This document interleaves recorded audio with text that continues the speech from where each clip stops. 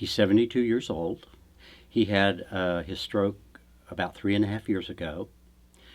He's retired. He was home in the middle of the night when the stroke hit.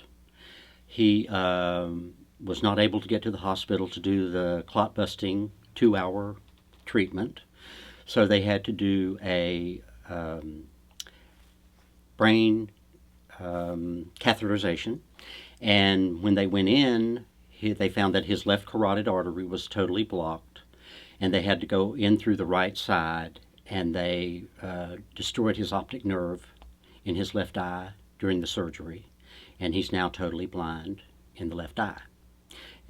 Surgery related, not stroke related. He basically bounced back real quick. He was out of rehab in a month, and he was out of the wheelchair in about 2 months, and the feeding tube was taken out after about 3 months. And then he progressed rapidly when he got home, except for the aphasia. Reading, he loved to read. He read voraciously. And what happened was he could do it, but he couldn't process the information as he was reading it. And that's when I first noticed the problem. And of course, the speech was always an issue. But prior to the stroke, reading was a big hobby, and the use of technology was a big hobby. So he basically needed to get back to more fluent use of both, really. Conversation. We have not been able to have a conversation basically in 3 years. Every time we interact verbally, it's my trying to help him communicate as opposed to a mutual exchange in a conversation. That's been the biggest drawback. And the other drawback has been, I don't know if it's related to the aphasia or really to caregiving. For me, it's been very hard to relinquish the control that I was exercising over the situation in the beginning, because I had to do everything for the first 6 to 8 months. And when he started trying to communicate again, it was very frustrating. And the frustration, we finally reached a point where we had to just stop. And I had to take a deep breath and walk away, because we would both get frustrated trying to communicate. But basically, it seemed like everything, frankly, everything just kind of caved in on us. Well, I wish that there had been more. I wish we had been able to hook up with an aphasia support group earlier in the game to deal with the emotional trauma, because that was the hard part for both of us, but especially me as a caregiver.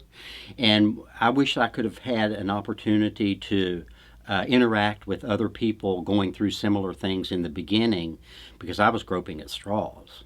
And with him, basically the frustrations would mount and mount and mount and mount. And then again, I had to learn over time to step back, to relinquish control more and more as I could, because I learned that when I would step back and let him do, he was much more capable than I gave him credit for. And I was trying to do everything, and he actually progressed at a faster pace when I gave him those controls. And now we're to the point where we can do anything we ever did, it just takes longer. Well, first of all, don't give up on yourself, because there were times when Joe did, especially when he lost his eyesight. And, as a caregiver, for example, it's really important that you don't want to be a cheerleader all the time, but you really do have to be optimistic, and you have to dig in, And the advice that I would give patients or clients really is just to trust yourself. Don't be afraid to try to talk. If you babble, who cares? Say it anyway. You're strengthening the vocal cords. Somebody's listening to you, even if they can't understand you. And people care. People have a lot more compassion than I have ever given them credit for.